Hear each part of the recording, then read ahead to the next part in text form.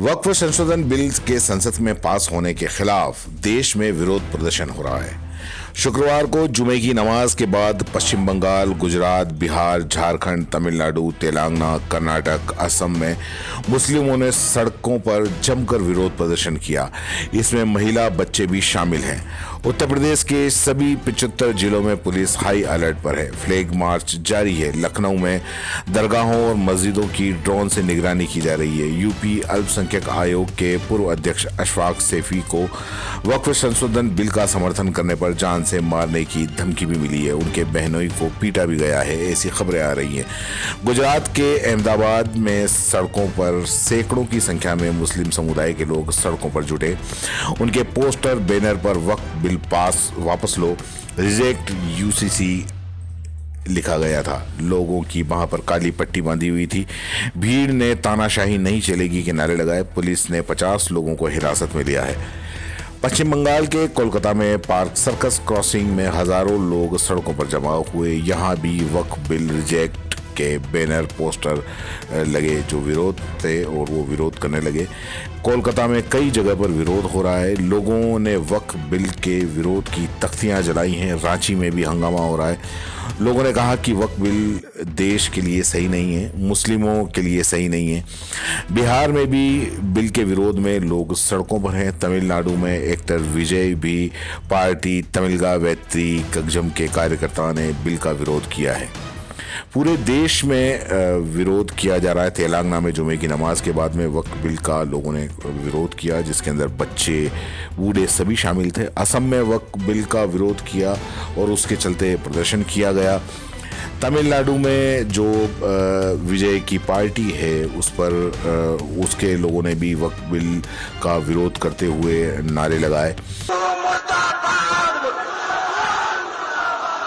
मुसलमानों के लिए 3 तलाक का बिल लेकर के आए। मुसलमानों को नहीं चाहिए, हम अपने शरीयत के कानून पे चलना चाहते हैं। लेकिन कुछ मुसलमान जिनको इन लोगों ने खरीद लिया है, उसको मीडिया के सामने ला करके वो बताना चाहते हैं कि ये जो 2-4 मुसलमान जिनको इन लोगों ने खरीद लिया है, यही एक्चुअली सब मुसलमान के नुमाइंदे हैं। जो है ऐसा नहीं है। आज जो वक्फ बिल इन लोगों ने लाया है, जो लोकसभा में पास किया गया जो है, मैंने कल अमित शाह का भाषण देखा। अमित शाह बोल रहे हैं कि वक्फ जो है कोई गैर मुस्लिम उसमें वक्फ नहीं करेगा। मैं कहना चाहता हूं कि जो गैर मुस्लिम लोग हैं वो क्यों वक्फ करेंगे? वक्फ जो है मुसलमान करते हैं, लेकिन वो बोलते हैं कि ये मुसलमानों का जो वक्फ बोर्ड है उसमें गैर मुस्लिम, क्रिश्चियन कोई भी वहां पे आ सकते हैं। तो मैं कहना चाहता हूं कि किसी भी बोर्ड में जो एक धर्म विशेष का बोर्ड है, उस धर्म विशेष के बोर्ड में दूसरे धर्म के लोग कैसे अपॉइंट किए जा सकते हैं? जैसे कि मठों में क्या मुस्लिम को अपॉइंट किया जा सकता है? उनकी कमेटी में, उनके बोर्ड में क्या मुसलमान को अपॉइंट किया जा सकता? क्या सिखों के गुरुद्वारा की जो कमेटी होती है उसमें क्या मुसलमान या हिंदू को अपॉइंट किया जा सकता? नहीं किया जा सकता। ठीक उसी तरह से हिंदुस्तान में जो वक्फ बोर्ड जो हमारा है, वक्फ बोर्ड में किसी भी तरीके का जो नॉन मुस्लिम है उसको एक्सेप्ट नहीं किया जा सकता। वक्फ बोर्ड क्या है ये जानना चाहिए लोगों को। हम लोगों ने जिन लोग हमारे अब्बा व अजदाद ने अपने कौम और कौम के मिल्लत के भला और फलाह के लिए अपनी जमीनों को, अपनी जायदाद को वक्फ किया ताकि उससे कौम और मिल्लत का भला हो सके। लेकिन आज नरेंद्र मोदी ये सियासी खेल रहे हैं और हिंदू मुस्लिम के बीच में डिवाइड एंड रूल की पॉलिसी को अपना करके वो सत्ता में बने रह जाना चाहते हैं। तो हम लोग अपनी जानों की कुर्बानी देने से भी बाज नहीं आएंगे। जिस तरीके से हमारे उलमाओं ने जब आजादी के लिए ऐलान किया था तो हमारे उलमाओं ने फांसी के फंदों को चूमने से कभी भी परहेज नहीं किया। हमारा इतिहास कुर्बानी से भरा पड़ा हुआ। मुसलमान सबसे पहले कुर्बानी देने के लिए आगे रहेगा। जिस तरीके से पाकिस्तान के खिलाफ वीर अब्दुल हमीद ने टैंक में अपने आप को उड़ा दिया था, ठीक उसी तरीके से हिंदुस्तान को बचाने के लिए, संविधान को बचाने के लिए, अपने देश को तरक्की पे लाने के लिए हम लोग अपनी जानों की कुर्बानी देने के लिए कभी भी पास नहीं आएंगे। सैयद मोहम्मद मंजूरुल हक, all India minority association joint secretary. आज जो ये प्रोटेस्ट का जो मामला हुआ है, ये क्यों हुआ है? ये मुसलमानों को जख्म दे दे के आज उसी जख्म में नमक छिड़क दिया। ये बाबरी मस्जिद हम लोग से छीन लिया गया है। ये ट्रिपल तलाक का बिल पास कर लिया। अच्छा, 2 बजे रात में ये कौन सा कानून जिंदा रहता है? ये 2 बजे रात में कौन सा कानून जिंदा रहता है लोग का? जो बिल जो है पास करा लिया जाता है आदमी को बेवकूफ पा गया ना क्या? आदमी इतना कमजोर है, हम लोग भी चूड़ी पहन के नहीं है। गवर्नमेंट को बता दीजिएगा कि लब्बैक अगर कहेंगे तो मुसलमान एक एक मुसलमान अपना जान देने के लिए कुर्बान हो जाएगा। ये क्यों इतना करते हैं? अपना मजबूरी का तहत में हम लोग ये करते हैं। ये कौन सा कानून है? ये कहाँ का कानून है? इतना लंबा चौड़ा भाषण देता है नरसिंहानंद, उसको अरेस्ट नहीं किया जाता है? उसको क्यों नहीं अरेस्ट किया जाता है? ये रसूल अल्लाह के ऊपर में हम लोग को जो है बार बार बयान देता है नरसिंहानंद बहुत बड़ा चोर है, बहुत बड़ा डकैत है, समझिए ना।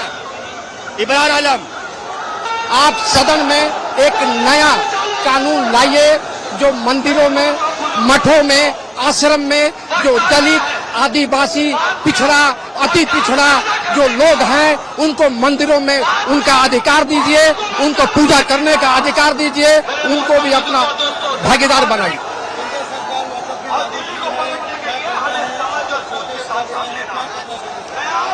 सबसे पहले तो मैं ये कहना चाहूँगा कि ये बिल जो है बिल्कुल मुसलमानों के खिलाफ है और ये बिल सही नहीं है। मुसलमानों से अगर मोहब्बत होती मोदी जी को तो मुसलमानों के एजुकेशन पे बात करते, हेल्थ पे बात करते, इस तरीके से जो चीज़ है उस पर बात करते। आप बार बार मुसलमानों के खिलाफ ऐसा क्यों कोई चीज़ लाते हैं जिससे मुसलमान समुदाय भड़क जा रहा है? ये चीज़ बिल्कुल गलत है। आप बार बार मुसलमानों के खिलाफ ऐसा कानून ला रहे हैं जिससे मुसलमान समुदाय को टारगेट कर रहे। आप एजुकेशन पे बात कीजिए, आप देश में नौजवान बेरोजगार उस पर बात कीजिए, बीमारी पे बात कीजिए, लेकिन आप उस पर नहीं बात करते। कभी तिल पर तलाक लेके आते, कभी राम मंदिर लेके आते, कभी आप स्टूडेंट को रास्ते पे उतरने में मजबूर करते। आप देश के प्रधानमंत्री, आपको तो सबको लेके चलना था, लेकिन आप मुसलमानों के खिलाफ बार बार कानून बना रहे हैं। तो ये कानून बिल्कुल गलत कानून है। और याद रखें मोदी जी, हम वो लोग हैं जिससे पहले भी हमने देश पे गलत नजर डालने वालों का हमने मुनाजरा किया है।